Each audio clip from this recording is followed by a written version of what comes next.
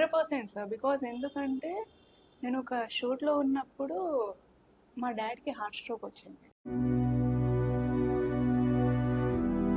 ఈ నైట్ 9:00 వరకు నా మీదే సీన్స్ అన్నీ. నాకు ఆఫ్టర్‌నూన్ లంచ్ బ్రేక్‌లో నాకు కాల్ వచ్చింది. లైక్ సంథింగ్ ఇలా డ్యాడ్‌కి హార్ట్ స్ట్రోక్, అందరూ వచ్చేస్తున్నాం, నువ్వు కూడా వచ్చేసేయ్ అని.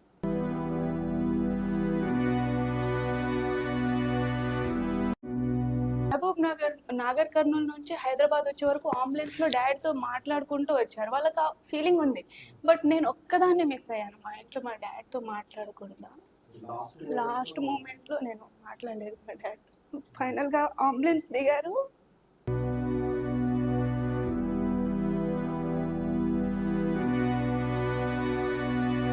అంటే నా లైఫ్‌లో అప్పుడు అనిపించింది ఎందుకొచ్చానా షూట్‌కి అనేది. ఇప్పటికి డ్యాడ్ ఫాదర్ అడుగుతా అనేది ఉన్నారంట. ఎందుకు రాలేదు, పాప రాలేదు, పాప రాలేదు అని. కి ఆపరేషన్ జరుగుతున్న టైంలో కూడా నేను డ్యాడ్‌ని వదిలేసి షూట్ చేసుకొని వచ్చాను.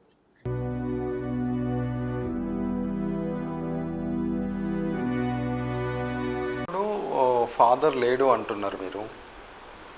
మీరు ఒక స్టేజ్కి వెళ్ళిపోతున్నారు కదా. ఒకవేళ డాడీ ఉండింటే ఏ విధంగా ఫీల్ అయ్యేవారు? చాలా హ్యాపీగా ఫీల్ అయ్యాను. అంటే ఇప్పుడు ఈ మూవీస్లలో నేను నటిస్తున్న డాడీ లేడు అనే లోపం మీకు ఎప్పుడైనా అనిపించిందా? 100% సార్. బికాజ్ ఎందుకంటే నేను ఒక షూట్‌లో ఉన్నప్పుడు మా డాడ్‌కి హార్ట్ స్ట్రోక్ వచ్చింది. సో అదేంటంటే నేను నాకు ఆ గిల్టీ ఫీలింగ్ ఇప్పటికీ నాకు ఉండిపోయింది. షూట్స్‌లలో నాకు జరిగిన ది బిగ్గెస్ట్ గిల్టీ ఫీలింగ్ అంటే ఇదొక్కటే. నేను షూట్‌లో ఉన్నాను. సీన్స్ అన్నీ నా మీదే ఉన్నాయి. ఈ నైట్ 9:00 వరకు నా మీదే సీన్స్ అన్నీ. నాకు ఆఫ్టర్‌నూన్ లంచ్ బ్రేక్‌లో నాకు కాల్ వచ్చింది. లైక్ సంథింగ్ ఇలా డాడ్‌కి హార్ట్ స్ట్రోక్, అందరూ వచ్చేస్తున్నాం, నువ్వు కూడా వచ్చేసేయ్ అని. సో నాకప్పుడు ఏం చేయాలో తెలీదు. వెళ్ళి డైరెక్టర్ సార్‌కి చెప్పాను. సార్ ఇలా సిట్యుయేషన్ ఇలా ఉంది ఇలా అంటే వాళ్ళకి కూడా ఏం చేయాలో అర్థం కాలేదు. ప్రొడ్యూసర్ సార్‌కి కాల్ చేశాను. అయితే వాళ్ళు ఇంకా ఒకటే కాల్స్ వస్తా ఉన్నాయి. ఇంటి నుంచి ఏం చేయాలో తెలియట్లేదు. సార్ వాళ్ళేమో సరేమా నువ్వు పర్లేదులే, మాకు లాస్ అయినా పర్వాలేదు, నువ్వు వెళ్ళమని చెప్పారు నాతో. బట్ ఏంటంటే నా వల్ల వీళ్ళు ఇంత లాస్ అవ్వడం కూడా ఫెయిర్ కాదు కదా. సో నేను సరే ఇంకా హాస్పిటల్కి తీసుకొస్తున్నారు కదా, సరే వెళ్దాం వెళ్దాం వెళ్దాం అనుకుంటా. మా విలేజ్లో హార్ట్ స్ట్రోక్ వచ్చింది డాడ్కి. సో అక్కడ నుండి మా మండలం కొల్లాపూర్, మా డిస్టిక్కి తీసుకొచ్చే టైం వరకు బాగానే ఉన్నారు.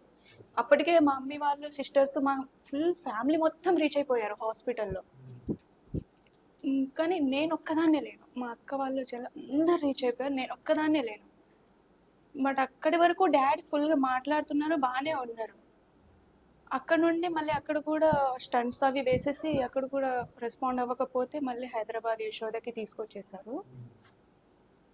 అప్పుడు డాడ్కి తీసుకొచ్చే టైంకి 9 అయిపోయింది, 9:30 అయిపోయింది. ఎట్ ద సేమ్ టైం నాకు షూట్ కూడా 9:30కి అయిపోయింది ఆ రోజు.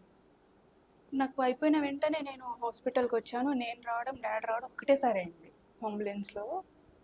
సో అక్క వాళ్ళు ఏంటంటే మహబూబ్ నగర్, నాగర్ కర్నూల్ నుంచి హైదరాబాద్ వచ్చే వరకు అంబులెన్స్‌లో డ్యాడ్‌తో మాట్లాడుకుంటూ వచ్చారు. వాళ్ళకి ఆ ఫీలింగ్ ఉంది. బట్ నేను ఒక్కదాన్నే మిస్ అయ్యాను. మా ఇంట్లో మా డ్యాడ్‌తో మాట్లాడకుండా. లాస్ట్ మూమెంట్‌లో నేను మాట్లాడలేదు మా డ్యాడ్‌తో. ఫైనల్‌గా అంబులెన్స్ దిగారు.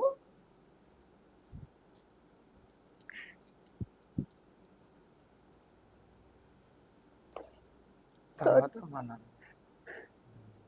తర్వాత మనం వచ్చాను షూట్. అంబులెన్స్ దిగారు. జస్ట్ చూసాను నేను డాడీకి అంతే. తర్వాత తీసుకెళ్ళిపోయారు హాస్పిటల్‌కి. Sorry sir.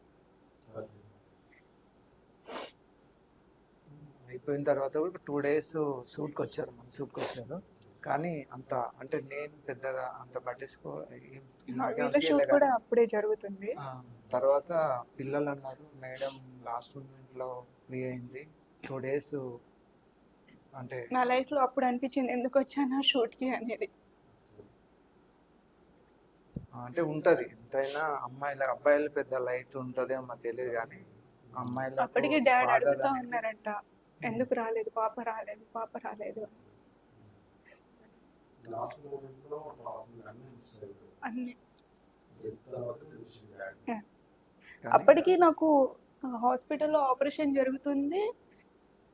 నెక్స్ట్ డే కూడా నాకు కంటిన్యూటీ షూట్, అందరూ ఉన్నారు, ఆర్టిస్టులు అందరూ ఉన్నారు, నేను ఒక్కదాన్ని మిస్, వెళ్ళకపోతే అవ్వదు. సో అప్పటికి కూడా డేట్స్ హాస్పిటల్లో కంపేర్ తీసుకుని చేసుకుంటే అవతల వాళ్ళ డేట్లతో కంపేర్ అయి ఉంటాయి. అక్కడ షూట్ కొన్నిసార్లు. డాడ్కి ఆపరేషన్ జరుగుతున్న టైంలో కూడా నేను డాడ్ని వదిలేసి షూట్ చేసుకొని వచ్చాను.